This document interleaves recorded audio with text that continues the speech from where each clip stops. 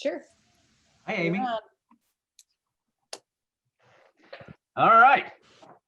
Well, the meeting of the Planning and Zoning Commission for Wednesday, December 16th, 2020, please come to order. This evening's meeting will be a virtual planning and zoning meeting via the Zoom platform. Our procedures will be as follows. 1, when you first enter the meeting, you'll be in the virtual waiting room until the meeting host admits you. 2, please be aware that your camera, if you have one, and microphone will be muted by the meeting host when you enter the meeting. You can turn your camera on at any time so you can be seen by others when and if you choose to. In order to run an efficient and orderly meeting in this new virtual environment, unless otherwise stated by the meeting chairman during the meeting host will keep everyone other than the commission members muted. You will still be able to hear everything said by the commission members, even when you are muted and or your camera is not on. There will be the opportunity for public comment during public hearings, at which time public participants will be unmuted. 3, the secretary will read the legal call of the meeting as published according to Governor Lamont's Executive Order 7B. 4, during the public meeting, the applicant will be invited to present the application, explaining to the commission and others present what is being requested. The meeting host will share all related documents on screen as needed.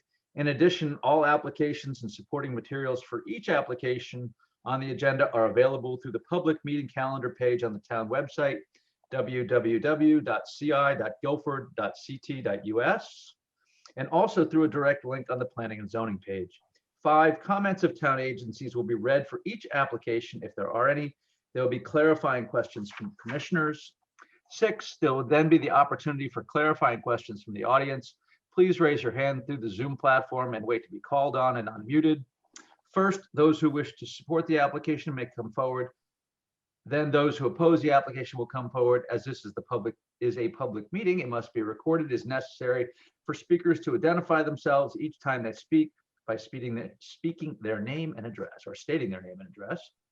The applicant will then have the opportunity to address any questions or concerns raised by the public or commissioners. 8, once the public hearing is closed, the applicant is free to leave or remain for the balance of the public hearing and the regular meeting, during which the commission will try to reach a decision on each application.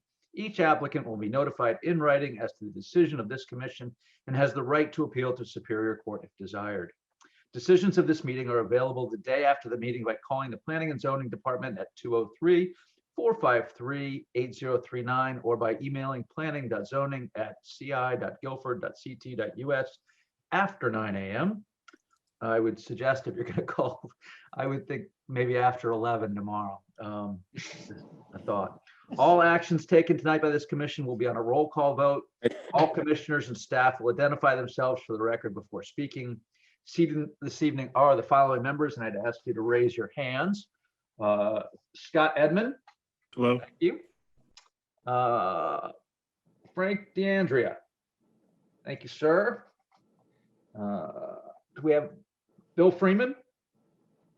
Thank you. Bill.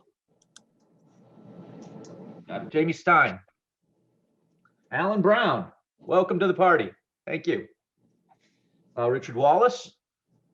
Thank Hello. you, sir. Do we have a Sean Cosgrove sighting yet? No, Sean, okay. Sean might jump in. We don't have Matt is not here, right? No. Nope. Okay. And I am Phil Johnson. Town staff is George Kroll, our town planner, Aaron Mannix, the zoning enforcement officer, and Lisa Piombino. Lisa, what are your planning, zoning, administrative assistant? The meeting will be recorded via the Zoom platform and made available on the town website for viewing. The secretary will now read the legal notice. Richard, if you could tackle that, that would be terrific.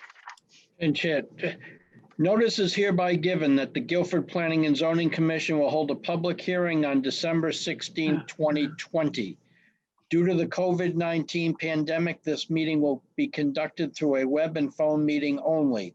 Attendees are advised to not go to the community center because a physical meeting will not take place. Below is the sign-in information for a Zoom meeting. Meeting ID is 950-2977-2604 with passcode 564060. The following applications will be heard. Helen Mayer, 149 Westlake West Lane, map 5, lot 28, zone R5, coastal site plan and subdivision application for 2 lots. Ocean Co. LLC, 506 Whitfield Street, map 29, lot 100, zone C2-M, coastal site plan and special permit per section 273-75Q, subsection 2, to allow outdoor music at Pa's Place Restaurant. Gary Burkle, 1249 Great Hill Road, map 121, lot 11-4, zone R8, special permit application for an accessory apartment per section 273-19. Gary Butterly III, care of Boston Partners, 5000 Durham Road, map 128, lot 1, zone R8, special permit, section 273-36A, for a 1,077 square foot antique barn and 565 square foot shed. Copies of these applications are available for inspection in the Planning and Zoning Office or on the town website, www.ci.guilford.ct.us. At this hearing, persons may attend by either phone or web connection and shall be heard. Pursuant to the Governor's Executive Order 7B, any materials relevant to matters on the agenda, including but not limited to materials related to specific applications, if applicable, shall be submitted to the agency a minimum of 24 hours prior and posted to the agency's website for public inspection prior to, during, and after the meeting. Any exhibits to be submitted by members of the public shall, to the extent feasible, be submitted to the agency a minimum of 24 hours prior to the meeting and posted on the agency's website for a public inspection prior to, during, and after the meeting. All written correspondence shall be submitted to planning.zoning@ci.guilford.ct.us. Documents are available at the Planning and Zoning Office. Dial 203-453-8039 for assistance. In accordance with Governor's Executive Order 71, this legal notice is being published on the Town of Guilford website, www.ci.guilford.ct.us. Dated at Guilford this first day of December 2020, Philip Johnson, Chairman. Thank you very much, Richard. First item on our agenda is Helen S. Mayer, 149 West Lane, map 5, lot 28, zone R5, coastal site plan and subdivision application for 2 lots. They have requested to continue this to 1/6/21. Would someone like to make a motion to that? I'll motion to approve, to move. Second. Thank you. Do a quick roll call vote. Frank DeAndrea, Yes. Jamie Stein, Yes. Bill Freeman. Yes. Thank you. Scott Edmund, Yes. Alan Brown. Alan, are you, Muted. nope. Oh, let me unmute you. Unmute. Gotcha. Yes. Thank you, Alan. Richard Wallace, Yes. and I will also vote to continue. Next on our agenda is Ocean Co. LLC, 506 Whitfield Street, map 29, lot 100, zone C2M, coastal site plan and special permit application for section 273-75Q, parentheses 2, close parentheses, to allow for outdoor music at Pa's Place Restaurant. Someone here to present for Ocean Co. Mike, you're muted.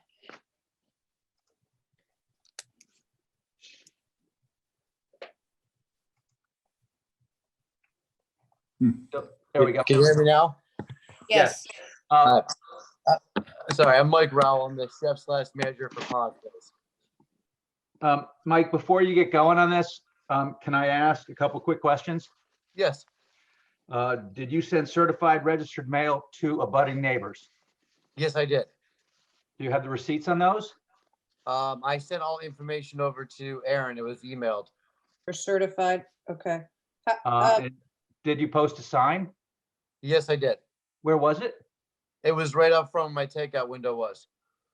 Because I, When did you remove it? Because I drove by there and I didn't see any sign. So I was, They we brought just in. want to verify that the proper notification has occurred prior to I opening. the had it public hearing. outside, and when the weather got bad, I had my staff bring it in, but it was outside. okay, so as I'm sure you're aware, the whole point of having that is so the public is aware that there's a public notice. Yeah, Um, I have the notifications, the receipts, Phil. Okay.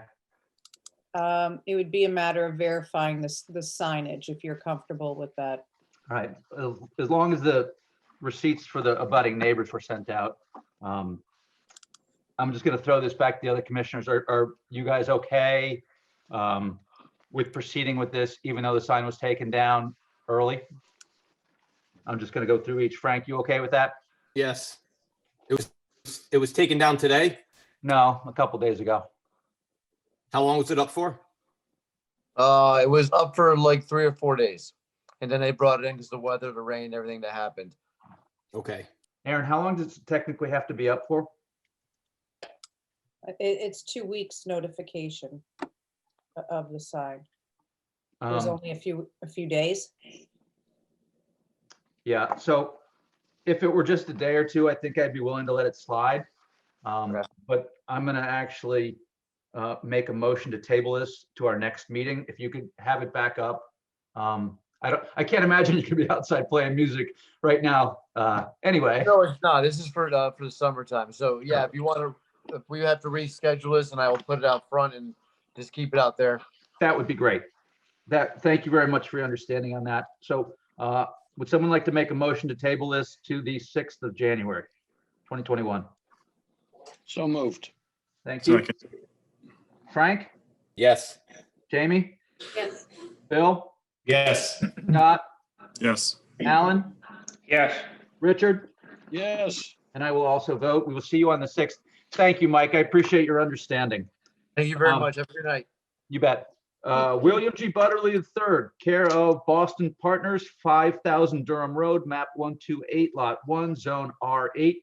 Special permit per section 27336A for 1,077 square foot antique barn and 565 square foot shed. Is Mr. Butterly here?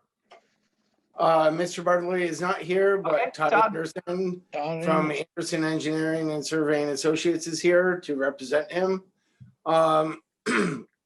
As we've been before you before in the past, you know, Mr. Bartley has a passion for antique barns and restoring old buildings. And he has a large piece of property up there in North Guilford.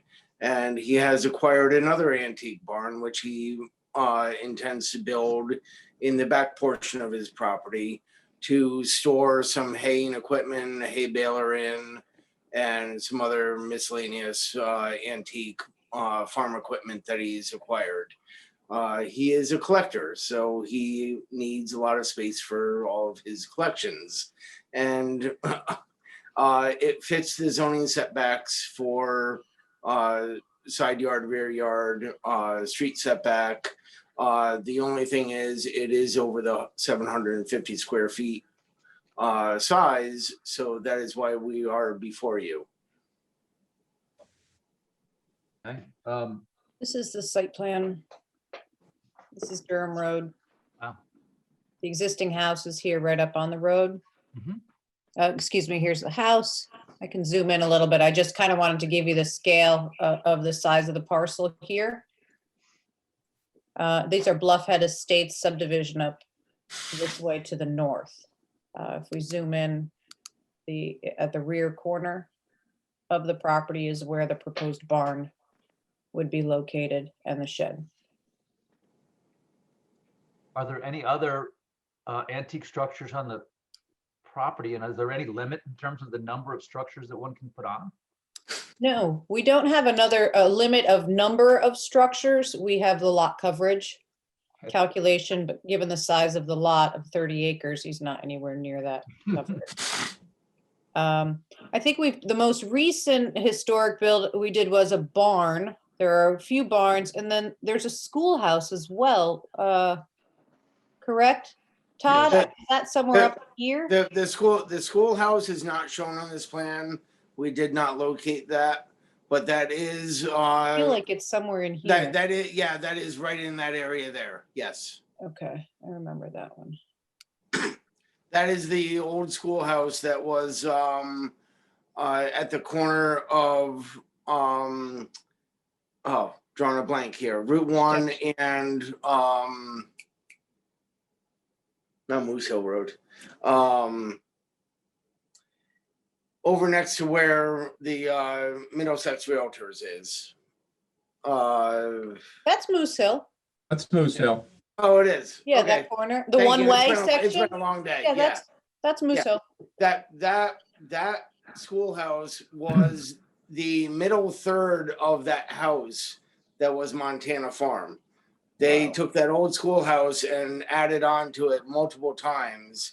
And he went in there and pulled out the middle third, which was the original schoolhouse dating back a number of years, and moved that up to his property and rebuilt it in its current state. A motivated preservationist. He is. He's doing He Water is. Street as well. Is it 24 Water Street? I think. Yeah, right next to the post office. He's working on that one. Yes. He definitely has a passion for that. Yep. Uh, So this checks all the boxes for zoning compliance, this structure. Are there any clarifying questions from commissioners? Are there any questions from the public with respect to this application? Would anyone like to either speak in favor of or against this application? Crickets. Okay. I'm given the size of this property, I'm personally comfortable waiving the requirement for the second meeting for the special permit. But I will put it back to the commissioners and ask if you're comfortable with that, and then I'll put it to a vote. I have one memo also to read Okay. before you end up closing the public hearing. Thank you. if you Sorry. Move that way. This is from the health director. Okay, correct. From Sonia Marino, RS, MPH, December 16th, 5,000 Durham Road, map 128, lot 1, Guilford, Connecticut, antique barn and shed. The application for accessory structures on the above referenced property meets 19-13B 100A. The shed and barn shall be at least 5 feet away from subsurface sewage disposal system. Neither accessory structure shall have any interior plumbing. Great. It's probably about 1,500 feet away from a septic system. Well, make sure it's at least 5, okay? That's all we care about. So would someone like to make a motion to waive the second public hearing? I'll make a motion. Okay, so we had Richard and Bill. Thank you. So I'll call the vote, and I see that Sean's here, but I'm not going to call Sean because we already had everyone seated before you showed up. But we would like your input if there's any questions. Frank DeAndrea, Yes. Jamie Stein, Yes. Bill Freeman, Yes. Scott Edmund, Yes. Alan Brown, Yes. Richard Wallace, Yes, and I shall also vote to waive the second public hearing. Would someone like to make a motion to close? Motion to Make a close. motion to close. second, Good. Frank DeAndrea, Yes. Jamie Stein, Yes. Bill Freeman, Yes. Scott Edmund, Yes. Alan Brown, Yes. Richard Wallace, yes, and I shall also vote to close. Great. We will act on that this evening. Next item on the agenda is Gary Burkle, 1249 Great Hill Road, map 121, lot 11-4, zone R8, special permit application for an accessory apartment per section 273-19. Is Mr. Burkle here or someone here to present? Hi, Mr. Burkle. Let me unmute you. Yep, Gary and Dawn Burkle are both here. Welcome. Oh, there we go. Yes, I am here. There you are. Terrific. Can you tell us a little about your project? Sure, we're taking an existing garage and going to convert it into apartment living for my mom. And result of that will be an addition of a 2-car garage to replace that one that's going to be converted. Okay. And share site plan here for everybody. This application, actually, the Burkles were before the Zoning Board of Appeals last week, actually seeking a waiver of a professionally prepared plan, and the Zoning Board of Appeals denied that waiver. And so in turn, the Burkles contacted Todd Anderson to locate the structures on the property and the proposed addition. And in looking at the dimensions and the location of the house, it was determined that the proposed addition complies with the zoning. And so the application to ZBA could be withdrawn and moved forward in compliance. So this, as far as the accessory apartment goes, it checks all of the boxes for square footage, parking spaces, and whatnot. And the application, the addition, excuse me, does meet building setbacks. So this should be neighbors. There was a letter of support, I believe, from the neighbors at the time of Zoning Board of Appeals. And we have not had any other correspondence from any abutters. That's great. Jamie, we have a letter here from Kevin McGee. Would you like to tackle that one? Sure. Thank you. Darren, can you share that for Yeah, me? I'm sorry. I had too many screens open. No problem, no problem. Sorry. Okay, to Guilford Planning and Zoning Commission dated December 15th from Kevin McGee, Environmental Planner, regarding a special permit application for Gary Burkle, 1249 Great Hill Road, Guilford, Connecticut, 06437, Assessor Map 121, Lot 11-4. The applicant is proposing to install a 24 by 28 foot garage and converting the existing garage into an accessory apartment. The proposed construction of the garage is just outside of the 100-foot inland wetlands regulatory review zone. The plan provided does not show soil and erosion control measures. In order to make sure that the wetlands are protected, I recommend the following conditions of approval. Number 1, soil and erosion control measures shall be installed around the construction area to protect the adjacent wetlands from siltation and Great Hill Road from siltation. Number 2, the Town of Guilford zoning enforcement officer shall be notified to inspect the sedimentation and erosion control measures prior to site construction. Soil stockpiles shall be contained by silt fencing and or hay bales. Soil erosion and sedimentation control measures shall be maintained until vegetation is established or suitable material is installed to the satisfaction of the zoning enforcement officer. No construction or material will be deposited within the Inland Wetlands Commission's regulated review area without their approval.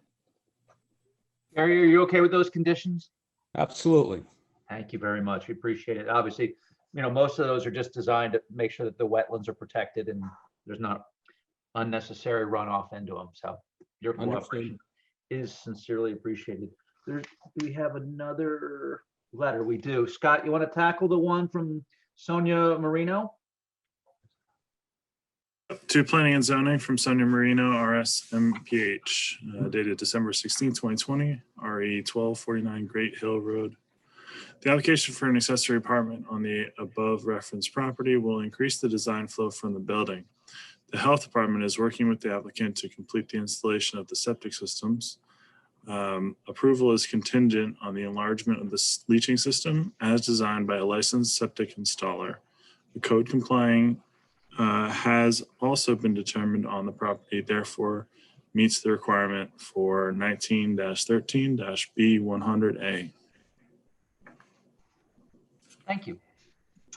Are there any clarifying questions from commissioners? I have a sign off from Dennis Johnson. I went through the health department. We Oh. did the perk test and that's all on file. That's the That first. So, That can be ironed out with the health director prior to any building permits. okay, Just, we should submit it as part, when it comes through, just have it attached to the file. okay. Okay. Okay. I have a question, Phil. Yeah. From the site plan, I can't tell, is the accessory apartment above the 2-car garage, or is the 2-car garage a First new floor. structure? Okay, It's one floor. Correct. so you're building on top of the garage. No, the Mid- garage is being converted. There'll be a subfloor put in, and the Okay. existing garage will become living space. Oh, and you're building a new garage? Yes, Next to it. Yes. Yeah. Oh, okay, sorry, I couldn't see that on the site plan. that's okay. Are there any other questions from commissioners? Would any member of the public care to pose a question to the Burkles? Would anyone like to speak in favor or against this application? Okay. Again, I'm comfortable with waiving the second public hearing for this special permit application, but I will put that to a vote of the commissioners. It needs to be a supermajority of the commissioners. Frank, are you okay with waiving? I am. Jamie? Yes, Bill? Yes. Scott Edmund? Yes. Alan Brown? Yes. Richard Wallace? Yes, I am also, so we will act on your application this evening. We will move now to deliberation of public hearings. First, Do we close? we should make a motion to close, sorry. So moved. Second. Thank you. Frank DeAndrea, Yes. Jamie Stein, yes, Bill Freeman, Yes. Scott Edmund, Yes. Alan Brown, Yes. Richard Wallace. yes. And I shall also vote to close. That'd be great. So we move to deliberation of public hearing items, and we'll go to William G. Butterly, Boston Properties, 5,000 Durham Road. This is the antique barn and shed. I'll make a motion. Thank you. Voted that the Guilford Planning and Zoning Commission approve a special permit for William Butterly at 5,000 Durham Road, map 128, lot 1, for an antique barn and shed as shown on, quote, zoning location survey Butterly property, unquote, dated November 18, 2020 by Anderson Engineering and Surveying Associates. I don't believe there was any stipulations to add to this one. I would recommend the erosion control, our standard erosion control language. Sure. Yep, that's fine. We'll add the standard erosion control measures from Kevin McGee. This application is approved based upon the finding that it conforms with the zoning code. The special permit is effective on December 25th, 2020, upon filing with the town clerk. Someone like to second that? Take a second. Thank you. Discussion. I mean, I think it's a pretty straightforward application. They got a lot of land, so I don't think it's an issue of them pushing. Yeah, I on- mean, it's located over by some houses, but it seems like there's a buffer. And there were no one came to speak against it, so Right. we have a motion, second, I'll call the vote. Frank DeAndrea, Yes. Jamie Stein, yes, Bill Freeman, Yes. Scott Edmund, Yes. Alan Brown, Yes. Richard Wallace. Yes, I will also vote yes. Enjoy the barn and. Thank you very much. Construction. Next one is Gary Burkle, 129 Great Hill Road, map 121, lot 11-4, zone R8, special permit application for an accessory apartment for section 273-19. Is there a motion, and would someone like to I'll tackle? get the motion. Thank you, sir. Voted that the Guilford Planning and Zoning Commission approve a special permit application for Gary Burkle at 1249 Great Hill Road, map 121, lot 11-4, to create an accessory apartment as shown on an application. We don't have the date of the application, Aaron? George, what are you doing to me? Hold on. I didn't have that information in front of me. November 16th. Sorry. 11/16/2020, and shown on a plan developed by Anderson Engineering. The application is based upon the following conditions of Kevin McGee's standard erosion sedimentation controls. And I think Sonia had, And this application is approved based upon the finding that it conforms with the zoning code, and the special permit is effective on Christmas Day, December 25th, 2020, and upon filing with the town clerk. Okay. Was there another condition from Sonia, Aaron? She was just she didn't, it wasn't really a condition. yeah, she's indicating health code. I'm not sure that we include that as conditions of the special permit. I think that's something that they would work out prior to the building permit. Won't that get, yeah, that'll get covered under the building permit, wouldn't it? Do we have Yes. a motion? Do we have a second? Second. Thank you. Discussion, any concerns from anyone? No? No. Terrific. I'll call the vote. Frank DeAndrea, Yes. Jamie Stein, Yes. Bill Freeman, Yes. Todd Edmond, Yes. Alan Brown, Yes. Richard Wallace, Yes. and I will also vote. Enjoy your accessory apartment. Good luck with the in-laws. That's actually, you know, I'll just go off a little bit. We changed the regulations on these a few years back to allow for an easier passage of things like this. So I think it's working out quite well, but we Thank go you very on. much. Thanks again. I agree. Just for our edification, we have pending applications. Oh, we have to set a couple public hearing dates. Okay, so we have a pending application for Garrett Sullivan. That's going to be tabled to 1/20/21. Whitfield and Water Shops.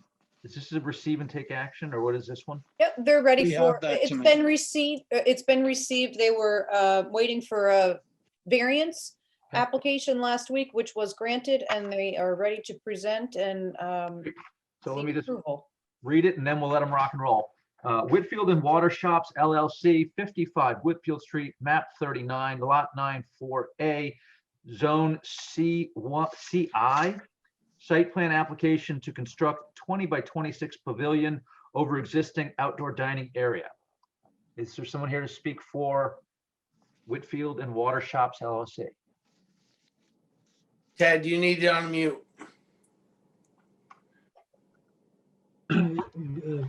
Good evening, this is Ted Dombrowski, architect at 71 Whitfield Street in Guilford. Here this evening on behalf of Steve Kay and Todd Taylor for the Blues Wine Bar and Restaurant Shop. What we're proposing is a 20 foot by 26 foot wood framed pavilion located over the existing exterior open patio dining.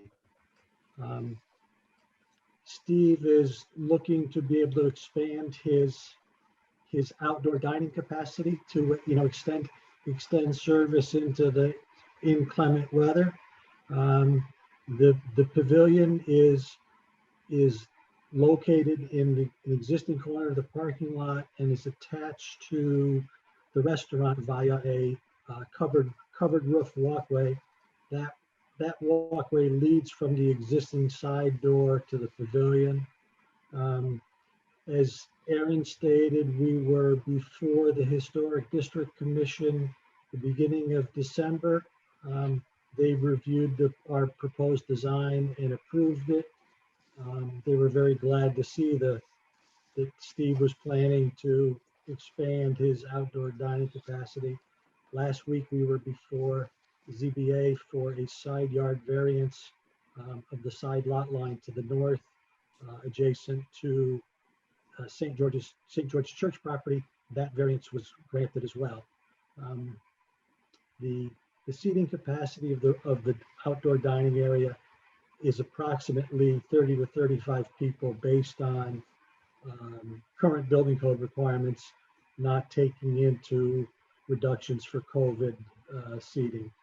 Those reductions is something that Steve will deal with once he's up and running in this outdoor pavilion. Terrific.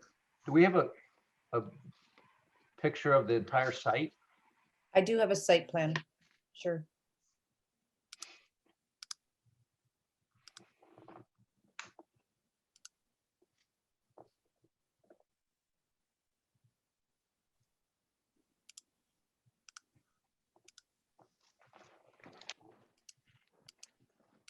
Got it. Excuse me.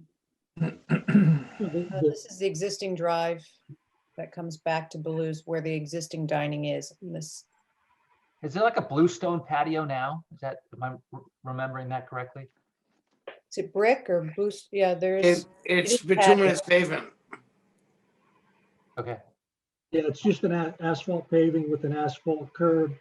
And then located between the proposed pavilion or even the existing dining is a landscape planter about 5 feet wide and a sidewalk right up against the side of the building that about 4 feet wide. Both of those are remaining intact and aren't changing. Hey, Aaron, can you zoom in a little bit on that? sure. If any of you have been back there before, you'll notice that there is an existing wrought iron fence that delineates the dining area out of that bituminous parking lot area. The proposed pavilion is encompassing that entire fenced-in area. So it is not an expansion on what they are already using for their outdoor dining. All it is taking the existing footprint of their outdoor dining and putting a roof over it. Got it. Aaron, this is Scott. This triggered historical, but it didn't trigger design review committee. No, it's either one or the other. As this Okay. lies within the Historic District Commission, it falls under their jurisdiction. And the second question I have, and this probably was covered long ago when they originally allowed the seating to happen. Is there no requirements in terms of safety from like a runaway vehicle type deal? With Oh, the this area? Yeah, is that what the fencing? I'm not sure if the fence is actual rated for vehicular impact. The fence provides a separation between the pavilion and the adjacent parking and drive space. It is not a structural There's fence, no, is there to any stop it. requirement for bollards or anything like that in the code? Not that I'm aware of. Not in the zoning code, there's not. Okay. I know there's, for parking, there's wheel stop requirements in the building code end of it. I'm not sure as far as the safety bollards, that's something that we can verify with if those need to be added. Aaron, Phil? Yes, Richard. It's my recollection that the lot itself is municipal. Not this portion, Not the back portion, right? You're right. the other side is. But with the installation of lights and everything else, there's a lot of calming and aspects of what can go on back there. I know, granted, the worst case scenario is a runaway vehicle, but with the new light stanchions and everything that were put in over the last couple of years. That is a good point, Richard. Is there any proposed exterior lights or is it all just interior of the pavilion? Aaron, do you have the architectural plan? Sure. The lighting is all recessed lighting in the ceiling of the pavilion. There's no exterior lights proposed to be added to the exterior of the pavilion. I don't recall if there are any exterior lights currently on that side of the restaurant. That's fine. If there is already, then they're in. Okay. Any other comments or questions from And- commissioners? One question regarding Ballards. As you enter in along the side of Butterfly off of Whitfield Street, Mhm. there is a speed bump about halfway That's down true. that I road. thought so too. You're right. Um, It's a pretty good distance as you come down that way before you get to that area now that they have. So I think it's I don't pretty- disagree. pretty It's just safe. it kind of actually surprises me that that wasn't a concern that was raised when they originally got got seating there. But I can't speak to that. I don't know what, Yeah. that was years ago. as No, far I as that- understand. That outdoor. I actually think that the additional construction as it's proposed, will certainly be better, yes. yeah, it's better than not having it there. So Correct. It'll certainly be stronger than the little fence that's there now. correct. So I think it's an improvement, and if in fact it needs to be, reinforced or whatever that might be per the health code or per safety, I'm sure they would do that. So I did not see any type of a motion on this. I have one memo from the Okay. health director that I can share. It's not a public hearing, but just for your How about Sean? reference.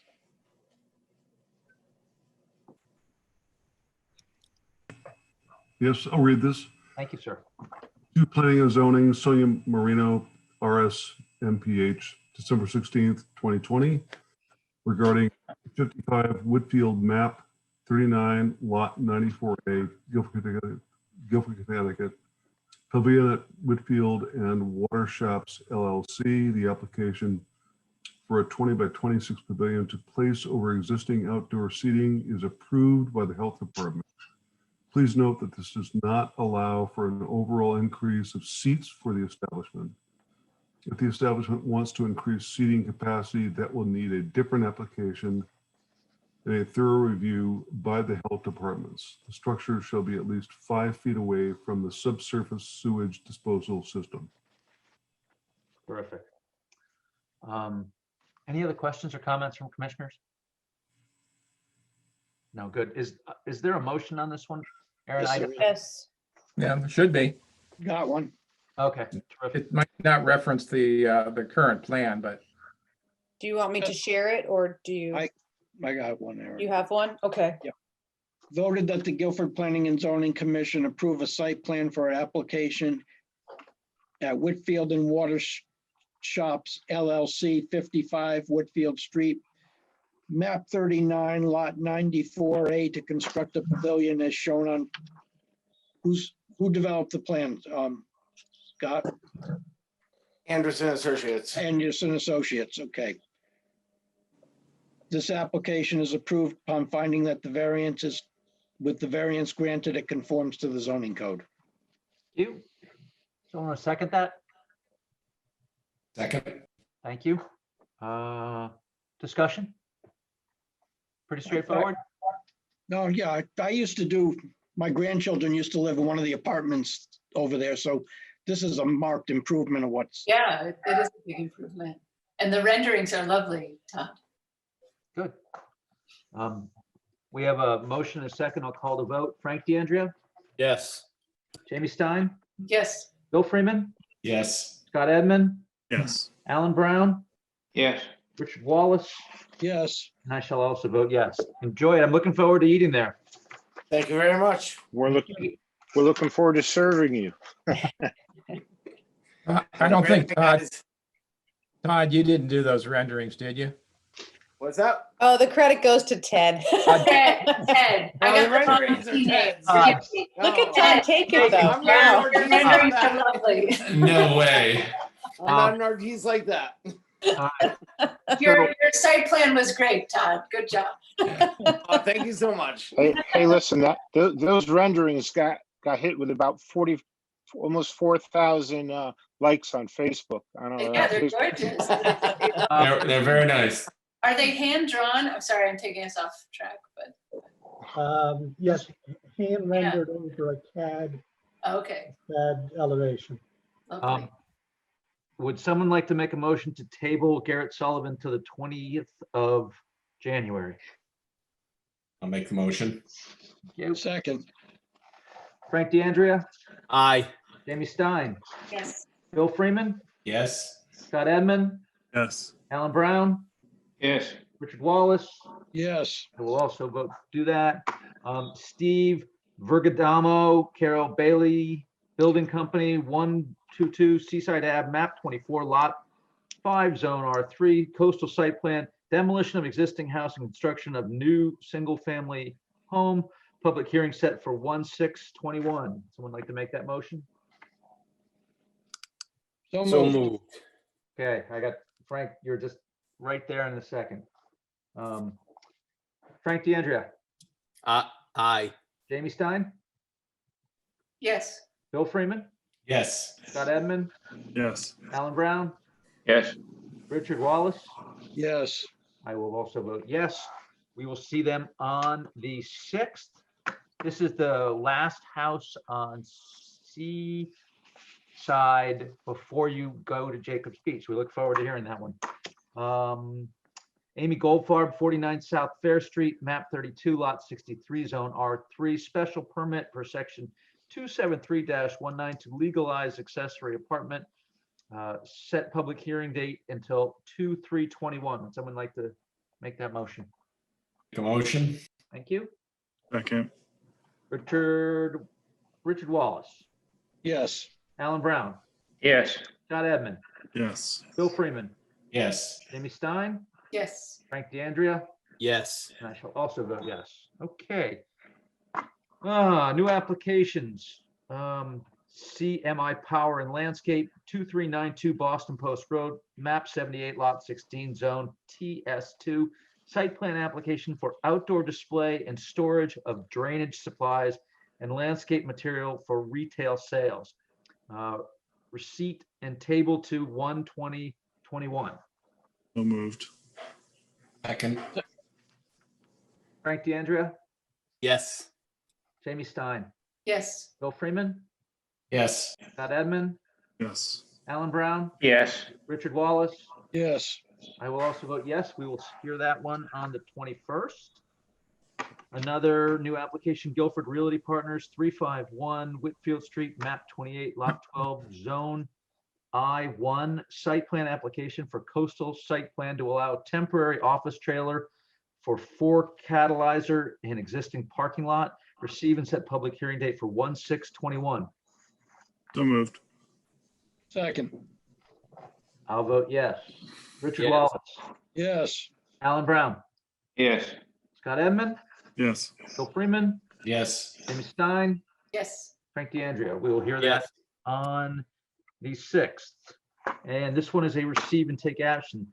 NPNC LLC, 1057 Boston Post Road, map 46, lot 40, zone PV, site plan application for temporary CVS Health on-site rapid COVID testing kiosk in parking lot. We will Is receive. Maggie Maury here on behalf of CVS Health?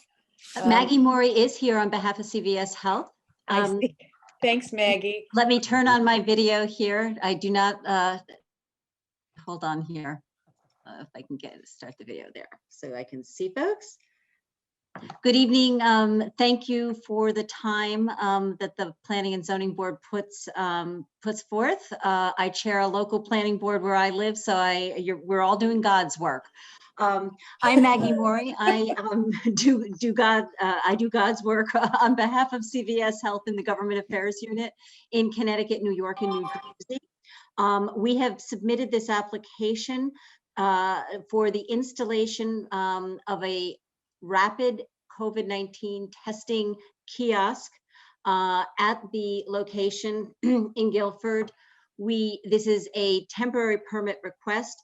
The request is for 6 months. That could frankly be shortened depending on the state of the public health emergency. These rapid tests are used for symptomatic people. The kiosk is intended to operate 7 days a week from 9 a.m. to 5 p.m. There are a maximum of 4 appointments per hour that can be seen. They are by appointment only, and those appointments are made via the cvs.com website. No walk-ins can be accommodated. We've submitted a draft site plan for consideration. I know in some follow-up conversations that we've had with Aaron and the town engineer, they were interested in whether or not we would consider moving the parking that we have set aside for this kiosk closer to the building. We would ask the board's consideration on why we would not like to do that, but we certainly understand that it's the board's purview to do that.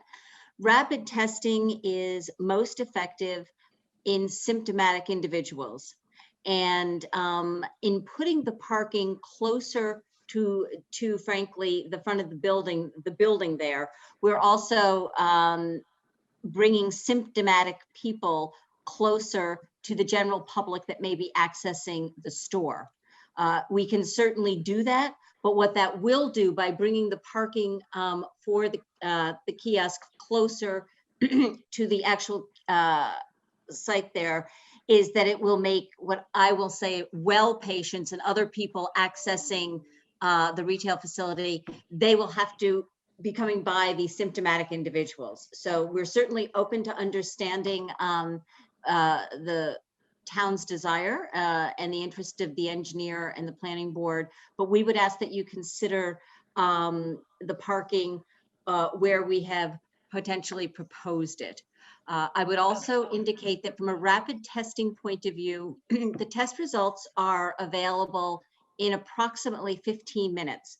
The kiosk itself will house a CVS employee and the person who is having the test performed. There's not just appropriately distanced between those two individuals and the appropriate PPE and plexiglass, but the staff person will be in there on a more regular basis than any of the people who are being tested. They frankly could also get their test results while waiting in their car. I'm happy to answer questions that the board has and or any presented by the community. I just wanted to clarify, Maggie, to appropriately locate the kiosk on here. The site plan that I'm sharing has been modified in an attempt to reduce the overhead line access to the electric service on the existing building. The proposed location of the kiosk would be here in the parking space just adjacent to the drive-through pharmacy area. And associated with that, there is a buffer space on the side of the building. So that would be 2 spaces there. And the area in which Maggie is proposing for the 3 reserved parking spaces, or it looks, excuse me, 4, as there's a buffer on one side, would be across the drive aisle here in this region. And it was a suggestion of myself and Janice Plasiak, town engineer, if we could keep all of the parking here adjacent to the kiosk to prevent the crossing. However, Maggie brings up valid points as well. So I think that's just where staff was coming from, to try to keep the actual testing consolidated to one area. But perhaps there's benefit in having them. Aaron, correct me if I'm wrong, but this is already set up, isn't it? Yes. Yes, it is. Along the building.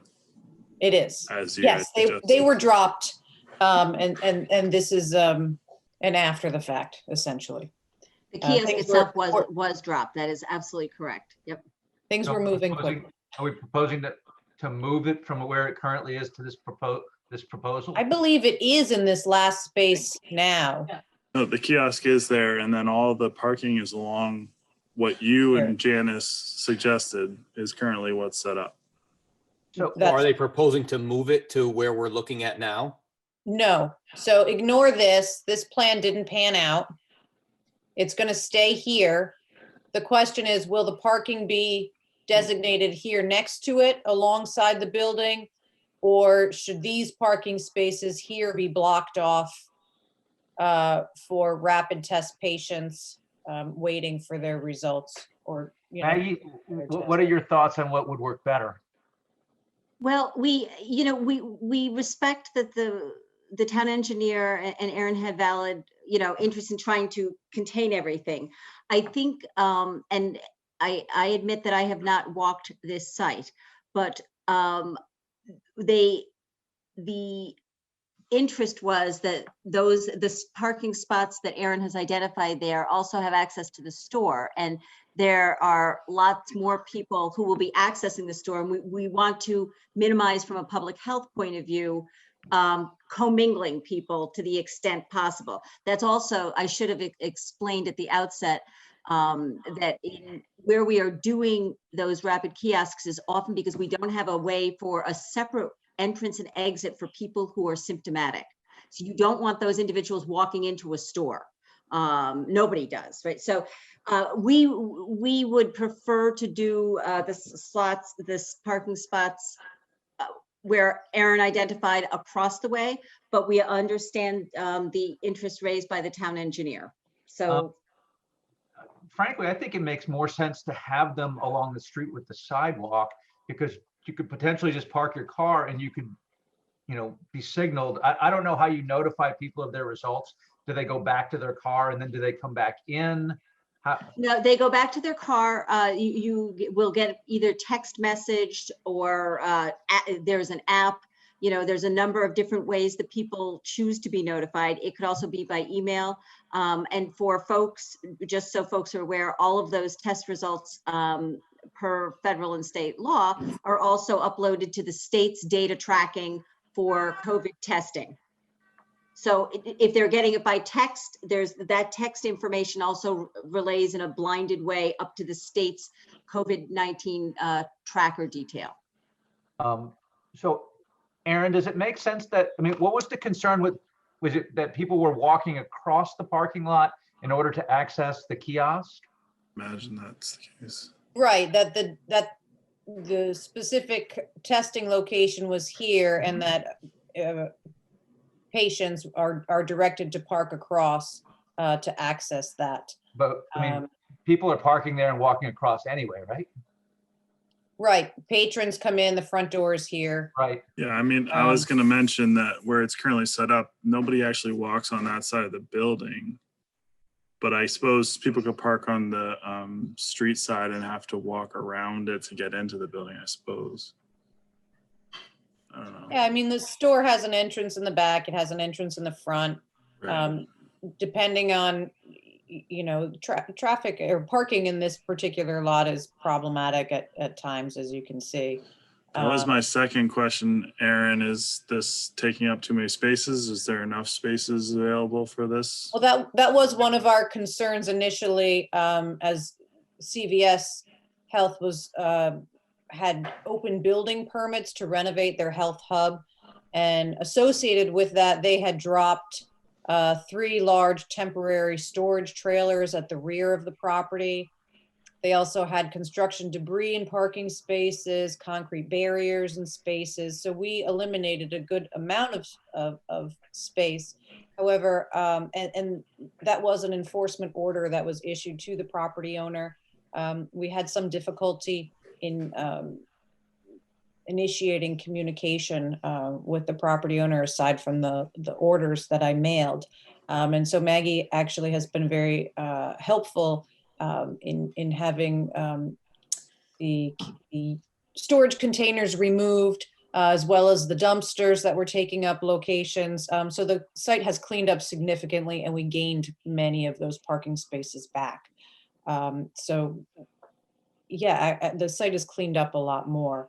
I think the busyness is also, there aren't people necessarily sitting in the coffee shop, as many people in the gym in there. So I think the overall traffic flow at this time it is less than it typically would be.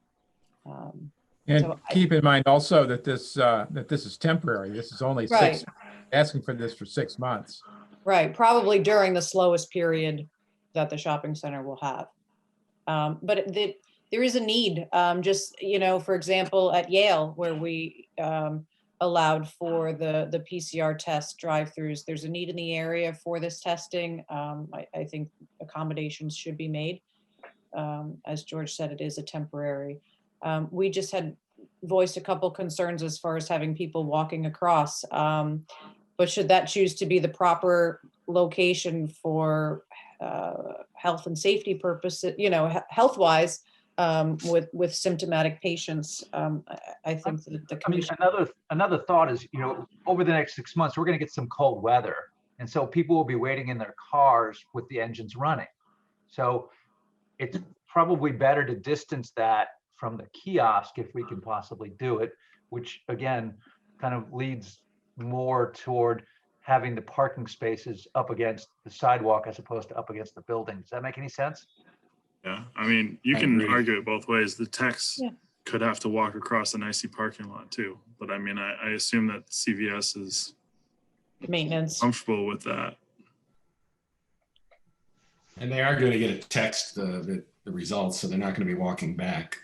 I imagine the techs would be walking more often than the actual patients, but I mean, I'm saying So they're the going techs to are get not, right, the techs are not walking to their cars, from what I understand. That's so all. is you the know, patients that patient are just walking up walks to the over. kiosk? Right. Yeah, the tech remains in the kiosk and everything else is. I digital, said text. so- They're going to get texted their results, so they Yes, won't be the coming text- back. The text. I've So had, I think you can make the claim either way, whatever the commission is comfortable with. I'm comfortable with them putting it against, but it was at Church I am Street. as well. I'll just put in some personal note. I've had 2 COVID tests myself, and they're both were negative, but come back via the MyChart app, which also CVS uses in their Minute Clinic. Right. And I got, Phil, if I have one more question. Sure. This probably is for Maggie. With the vaccine being rolled out, and I know it won't be any time within the next 30 days that you'd be able to, your company is mentioned as a giver of the vaccine. Would this kiosk be turned into a spot where vaccinations would happen? The kiosk itself is not designed for that purpose. I think the answer to that is unclear. It is not intended for that. I mean, the kiosk is like, it has 2 rooms in it and they're divided because symptomatic people are coming in, and that would not be your typical vaccine candidate. Ideally, we would be doing those in our health hubs, in our clinics, and in our stores, which would have the right storage facility. Not every CVS store in Connecticut has the right freezer capacity for the Pfizer vaccines. I will say we are starting vaccinations in Connecticut in long-term care facilities starting Friday. That will be residents and staff. And staff and that is across the CVS has 176 long-term care facilities in the state of Connecticut that chose CVS as its pharmacy partner. Walgreens has an additional set. And when we are doing staff, that is both paid and unpaid. And as you likely know, that will include assisted living facilities, homes for individuals with developmental disabilities, skilled nursing facilities. So believe it or not, vaccines are coming. These kiosks are not ideally set up for that purpose, but I do not want to say never, because there are parts of every state in this country that are, I don't want to call it remote, but they're more rural, and for which, but we would need to retrofit this temporary structure for the storage and the capacity related specific to the vaccine. Terrific. I'm comfortable with it. Is there some type of a motion? Well, first of all, I want to say something. Okay, Alan, shoot. I think that as far as the parking and the way the thing is set up, we have different versions of it. I think the best way to look at this is let it get started and they will revise it to fit the situation. Therefore, we don't have to make a definite decision of parking this way or that way. It may not work out the way you think it would work out. Leave it up to CVS and people in charge. You have to specifically say it. If they want to come back down the road and say this, it would be better in a different location, I'm sure would be amenable to receiving it, but I think we have to be as specific as we can be. As opposed to just open-ended. I think that would be potentially problematic, but I understand what you're saying. Aaron, do we have a motion on this? I do. It needs to be amended slightly. It is a rapid testing kiosk, I think, for testing and not vaccinations. Aside from that, I think you can go forward. Bill, you want to tackle this one? Sure. Proposed motion, CVS voted the Guilford Planning and Zoning Commission approve a site plan revision for CVS Pharmacy at 1057 Boston Post Road, map 46, lot 140, to place a temporary storage pods for COVID rapid testing. This application is approved with the following conditions. The pod be removed by December 1st, 2021. This application is approved based on the finding that it conforms with the zoning code. I think Maggie mentioned 6 months, didn't she? Yeah, I didn't know that at the time I drafted the motion. And then the second question, Aaron, is there going to be like an as-built drawing that will demonstrate what we actually passed? Since the drawing. I do have a revised site plan Okay. showing that particular location that Maggie did email, and so that will be included as the final. This was a modification that came about This morning. after we posted the original one on the website. So yes, you're correct. That was for overhead wire considerations? Is That what it was, Yeah. yes, the location was to eliminate that and bring the kiosk itself much closer. So you didn't need the overhead wire. The kiosk itself has power, but it has no plumbing. It is, it has heat and air conditioning and lighting. Great. Mhm. We have a motion. Is there a second? Second. Thank you. Any discussion? I mean, I thank you very much for doing all this, Maggie. No, thank you. And I apologize for our lag on not knowing about the enforcement order. Aaron has been very good to work with. We're 90%, I think, remediation on that. Once we found out that the landlord had not apprised us, we will resolve the dumpster issue and we are working on the lighting issue that is bothering the neighbor. Great. Thank you, Maggie. Thank you, everybody. Have a good rest of your evening. Thank Hold on, you. Maggie, I got one little, I was going to call the Yes. vote just so you can walk away knowing that. Frank DeAndrea, Yes. Amy Stein, Yes. Bill Freeman, Yes. Scott Edmund, Yes. Alan Brown, Yes. Richard Wallace. Yes. I will also vote yes. Thank you very much for all your hard work. Okay, thank you, everybody. Good night. Good night. Under other commission business, any correspondence, Aaron? Nope. I'm just on other.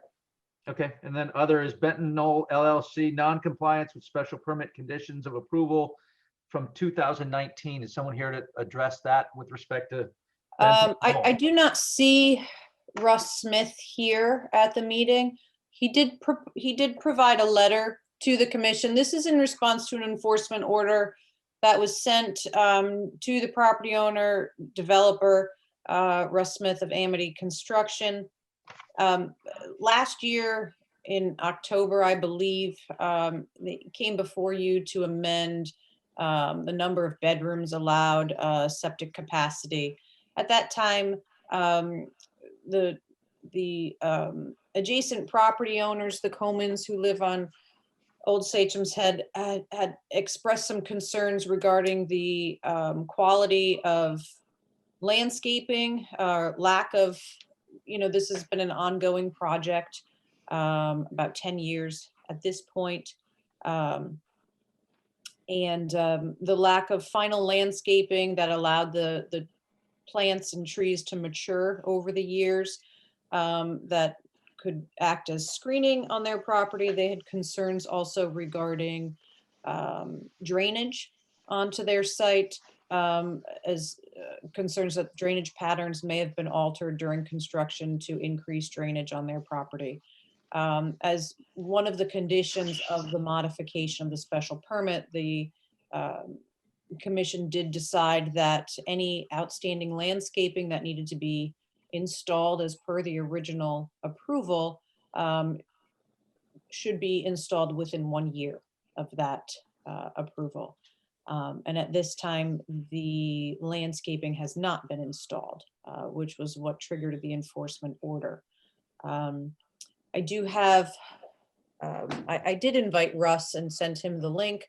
I'm not sure what has transpired. However, he did send a letter that I can share with you in how he is attempting to move forward to resolve this outstanding order. I also, if the commission is willing, the Comans are here tonight at the meeting as well, and would like to address the commission should that be agreeable. And I think at this point, the goal would be, we could read through Russ's letter, but it's my understanding that the property owner is looking to potentially come back for modifications to the special permit.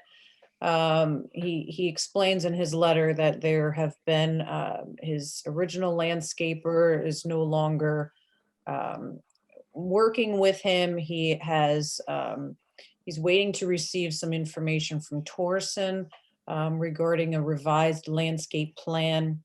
Also has had a bit of action as far as proposed house sales, in which he is anticipating and hoping for the development of 4 out of the 5 remaining lots in the upcoming year. One of which he states is that lot directly behind the Comans residence. And he's proposing about 30 to 60 days. He's looking for to get a revised landscape plan to the commission. So I think maybe after reading through Russ's letter, I also have a memo from Kevin McGee regarding the status of his conservation easement areas, and perhaps hearing from the Comans as well. The commission can make a decision how you'd like to move forward with this enforcement order, if you'd like to place any deadlines for receiving information or whatnot, what you feel is appropriate at this time. Aaron? So we'll start with Russ's. Aaron, I have a question. Yes? Was there any bonding in place originally for, landscaping? There are some bonds that are remaining, whether through the planning and zoning or inland wetlands. There are some, yes, there are some remaining bonds. However, part of the issue, this was approved as a special permit, the planned residential development bill, in which, based on the time frame in which this was approved, it was extended, the approvals, through 14 years. So technically, this is still a valid open special permit that has not been completed. So there had been some struggles as far as requiring completion of some items while the permit was still valid for additional years. However, with the concerns, and these have been concerns that have gone on for many years with the neighbors, the commission did feel last year that it was appropriate to place some timeframes on getting some of the progress done here. So that's. So the bonds aren't actually accessible at this point, or they To are? pull? Not at this point, no. I'm not, I don't think I was here when this was originally discussed. Is this road going to get taken over by the town eventually, or is it a private drive? Private road, I believe. So the road is not complete. There's one, there is a remaining course of asphalt that is required on there. And Russ is proposing that the road will be completed by 2021. It was, By the end of 2020, by when? Oh, he's got a date in here. yeah, Just he just next year. says 2021, I believe. Let It me just says see. 2021. That's all it Yeah, says. he wants to finish it up next year. I mean, certainly if he sells 4 houses like he says he's going to, then he'll have an influx of cash, but Right, It's a yeah, lot of the what ifs in development that. slowed down significantly. yeah, but that's like a Um, lot of question marks. Yeah, too many Well, what and ifs. that's the thing, and historically speaking, the developer has kind of pushed off some of these timeframes here of getting things done. And so, Excuse me. bless you. I do think that at the time of any new, should the developer come back to amend the special permit to add a pool on any of these properties, I think it would be an appropriate time to open the special permit up again and look at that, at specifically drainage concerns, specifically screening, things like that, grading on particular plans, especially this property that does abut to the rear of the Comans. We don't have, we have some as-built on septic systems on the property. We don't have as-built that show grades, after some of this construction has gone on. So I think that information would be relevant to help figure out if grades have changed, that could have changed the flow of drainage, stormwater on the site. I mean, there is some level of, the Coleman, this property is higher than the Coleman. So there were natural drainage patterns, being the low spot. However, if some of those used to kind of scoot the property and now have been diverted directly onto their property, then that would be a concern of ours. Was there an original grading plan for the whole site? I mean, I don't know what the site Yes, looks like. yes. It's some of the site, as the site's been disturbed. In addition, there have been screening berms and plantings that have been put on some of the, this particular property behind, the particular lot, excuse me, behind the Comans. So question was, has this berm changed any of the drainage flow on that property as well inadvertently? So that would be all information. Janice and I have discussed this extensively. That would be information that we would look for at that time. However, the immediate question is how would the commission look to satisfy this requirement of installing the landscaping? We're going into the winter now. So clearly it can't be landscaped now until the spring. Aaron, is it fair to ask for them to come back with a plan in 60 to 90 days? Yeah, Russ himself has indicated he's waiting for a proposal from Torreson. He is expecting, his intent is to bring a revised landscape plan to the commission in the next 30 to 60 days and implement an approved revised plan in phases as these new homes are completed. So I would take that at that point as a modification to the plan, since he's looking to change the landscaping from what was originally approved. So, Aaron, that speaks to number 3 of Kevin McGee's letter memo, but like the other 3 stipulations from Kevin McGee's, it doesn't seem like he's really addressing those. He's Correct. talking mostly about the landscaping. He's not saying anything about how he's supposed to be yearly cutting. and that could be something that should you choose a date, either 30 or 60 days to have this revised application submitted for your review, you can also include those concerns that Kevin had asked for, that he address a plan on how he's going to handle the maintenance of this conservation easement. The transfer of the maintenance of the property, I believe, as he had said, they did transfer, where did he do? They have an HOA that now is. Right, and he was the running- majority holder, and so now he has transferred that onto the property owners there. Still has an interest, but he would need to be involved in that. And then the homeowners will then inherit that responsibility as well, the maintenance of the septic areas and the conservation easements. So Aaron, technically speaking, can we say, how do we logistically go about directing him to bring a plan before the commission in let's call it 60 days? We can order, based on your action, I can modify as far as a cease and desist. We can do a cease and correct order in which he's given directives that he has to comply with. And if he doesn't, can we revoke the special permit? I mean, is that the ultimate nuclear weapon? I mean, what is the? Yeah, I would think we could explore that with. Yeah, I mean, I would rather just have a plan that we can agree on that would help everybody.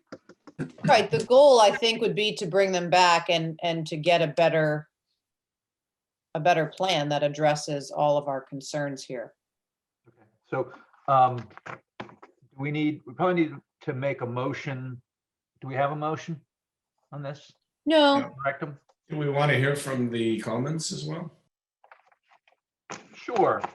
Why don't we kick it out to the Comans until they understand that we're trying to resolve these things as best we can as well. Hi. Let me unmute. Hi, Debbie, you can unmute. All right. Hello? Hello. Can you hear us? Yes, go ahead. Bear with us. Sorry. Thank you. So thank you first and foremost. And Aaron, I feel like you took away all my steam here because you addressed a lot of the history, what we were present. I think what I would just like to maybe do is touch on a couple of the bullets or kind of points that were brought up. I mean, we certainly echo, a lot of Aaron's comments and just the history of what we've experienced with Guilford at this time and ongoing, violations and lack of disregard for even original plannings going back to 2009. And, if you look at his response, I feel it somewhat shows blatant disregard to the commission and some of the stipulations and approvals and modifications that were put in. We, in particular, to the bonds, we have some history on that, and it's our understanding there is not a landscaping bond. We do have some notes from 2009, and I believe Commissioner Grigsby did comment that there would be a landscaping bond, but when we had asked and confirmed that there was not. So we do have that kind of email chain and, just kind of going to the pattern of his behavior. I mean, it's great. He claims he's got these 4 houses now, but this is 10 years. So as Aaron's talked about some of the water damage, the increased flow we've got, he put a pile of dirt behind us and we noticed increased water flow from that. So we've had a history with the town. With Port Lee, we've kind of gone on and on with this for 10 years now. And one of the answers to that is landscaping, and we're not getting that, and we're losing all these years of growth of the landscaping to be able to help us in any way, shape, or form. And when this was approved in 2009, he claimed he had 7 reservations and he was going to be out in 2 years. Yet here we are 10 years later, and it's great. He thinks he's got four reservations, but we don't know when those will come to fruition. So we talked about the drainage. And then the only other thing I think I'd like to know is the pool, but this would come back at the time when he comes back with a plan. I believe no pool should be going behind us. That was in the one of the prior 2014 approval. And from our perspective, I think we can appreciate and respect the 60-day plan. I think what's of concern to us at this point is, having the commission issue a consequential and enforceable action to his violations. He's in violation that he may never have even acted upon had that certified letter not been sent to him. I mean, we would love to see no building permits be issued until we have a plan that's in compliance and that he's going to adhere to, because it's just a continued pattern of behavior for us. And we would also like our attorney to be involved in those conversations. And thank you. I mean, we just thank you again for allowing us to be here. And I'm sure Aaron can address, involving your attorney in the conversations, but I think the first step really is to go back to them and insist that they bring forth a plan to us within 60 days. And then that will get the ball rolling with respect to hopefully getting some corrective actions in place. Well, I think a modified plan is opening up that special permit process, and in doing so, having that as the public hearing, that allows for public comment, whether that's through you or your representative, your attorney, to help you through that process as well. So I think there is an opportunity for their involvement. I would thought would be, I mean, I'm assuming that 60 days with the thought that spring's coming and that's when he can implement something here. I'm assuming that's what we're thinking here. Well, so providing the information first to the commission to seek their approval for this modified plan, and then should the commission approve this modified plan, then they can require a deadline for implementing this plan. So I think that would be the follow-up step, that the conditions then of that approval can get specific as far as timeframes, even requiring a bond as part of that. So that opens that door to these new requirements. So I think that's honestly the best way, is to get him back before us, before the commission, I should say, for a modification to the special permit. Thank you. Right. So, Aaron, would we then make a motion to have you direct a notice to him? Sure. So you can take it, right, that could be an action from the commission as part of this violation, that you would like that revised, or the application for modifying the landscape plan to be submitted no later than, if you're looking for 60 days, that would be February 14th. Or right for this, call it March first meet at that meeting. So just a quick question. Have there been prior violations of previous approvals? Yes. Well, then have those been addressed? No. Some of the violations have been, that's another stipulation in this original special permit, are hours of construction. And that's one that, as a staff, it's very challenging for enforcement, as limiting construction hours, to end at 4 o'clock on weekdays, 12 o'clock on Saturdays. Sometimes, it's very challenging enforcement wise. And from a developer standpoint, he has a delivery truck that's, delivering materials that's late. He'd rather pay $150 to make sure that the thing's dropped at 5 o'clock to keep his construction on schedule, so to him, it's. Can future approvals be contingent upon, citing past violations of the conditions of approval, and just saying if there is one more violation, all bets are off? I mean, it boggles my mind that he's been getting away with all these things and there have been no consequences. Well, I think that, right, the history, I think, is important as far as the process of, if you're going towards that of revoking a permit. I think that's something that we may have to maybe have Chuck Andres weigh in on, as far as what legal, how that, the best way. My only comment is that if this guy can do this and do it repeatedly over a 10-year period with no consequences, then what message does that send to other developers who are watching this and thinking they can do the same thing? Aaron, Yeah, it's hard. there's not a ton of teeth in our current zoning code, correct? In terms of what we can do in terms of violations? No, I mean, you can issue citations and my predecessor issued citations on the property. I've issued citations. It's, you know, but it's not the teeth that seem to be making a difference. You know, Is it possible to make the certificate of occupancy contingent on the landscaping be completed for each unit or something like that?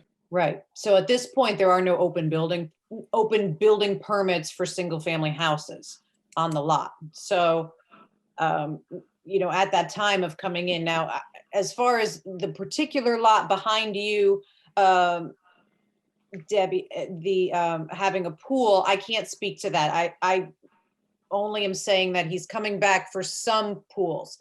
But I think you're right. I think there are stipulations on some of the lots. It may be some of the other ones in which he's looking to add that in-ground pool.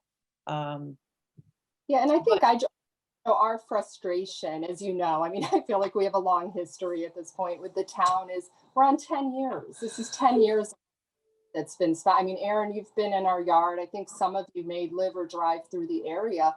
It's just an open pit. We have wind damage, we have water damage. Russ has acknowledged years ago that are only going to be addressed with plantings and houses. And he had a very lush landscaping approval that was approved in 2009 as a condition of this beautiful PRD he was going to put in. And that was reinforced last year as a condition of his approval. He's been allowed to come back for pools. He's been allowed to come back for additional bedrooms now. So he keeps getting things. And yet we sit here just wanting some trees put in around us to protect us. So, Yeah, I mean, I think just to sort of put it on the record, my recollection of when we approved that last special permit, I think the temper of the commission was, let's do whatever we can to help this guy get it finished. And that's why we changed the number of units, because I think he had said that the original number of bedrooms wasn't selling. So I just, you know, it seems like kind of a red flag for me that there's an argument that pools are going to make these things sell. I mean, I recall that he had cited the hardship from the 2008-9 recession, which is all valid, but you know, it doesn't last for 10 years. So I would just say, I'll just say finally, I just think that any future approvals should be based on meeting all the prior conditions of prior approvals. So I'm going to suggest, and I'm going to make a motion that we direct Aaron to instruct him to bring a landscape plan before the commission before March 1, 2021. That would be 60 days after January 1. I'm not sure we can force anyone to do a whole lot of work between now and the end of the year. Is everyone okay with that? Yeah. Would someone like to second that? Second. Comans, are you okay with that? Yes, thank you so much. Sure. I'll call the vote. Frank DeAndrea, Yes. Jamie Stein, yes. Bill Freeman, Yes. Scott Edmund, Yes. Alan Brown, Yes. Richard Wallace. Yes. And I will also vote yes. So can I just ask as clarification, does that includes the items in Kevin McGee's memo as far as, so thank you. Yes. okay. Well, we'll try and get this cleaned up as much as we can. ZEO report, anything of? Thank you for your time. You bet. Take care. Thank you. Anything more from the ZEO? Okay. I had a chance to review the minutes and they appear to be substantially correct. Does anyone have any corrections? Someone like to make a motion to approve the minutes? Okay, I'll call the vote by a showing of hands. All those in favor of approving the minutes? I think I have to abstain because I wasn't there. We have a majority vote, so the minutes will be approved. Would someone like to make a motion to adjourn? Thank you, Frank and Scott. All in favor, raise your hand. And please be careful shoveling snow. Yep. We Have need, great holidays. My house is right on Old Whitfield. It's like a nonstop trip with the plow Wow. trucks, and No their problem. lights are shining, and I'm like, oh man, look at it snowing. well, My be goodness. careful, everyone. Stay safe. Yeah, you too. Take Thanks. care. Bye. For help. Bye-bye. But Night.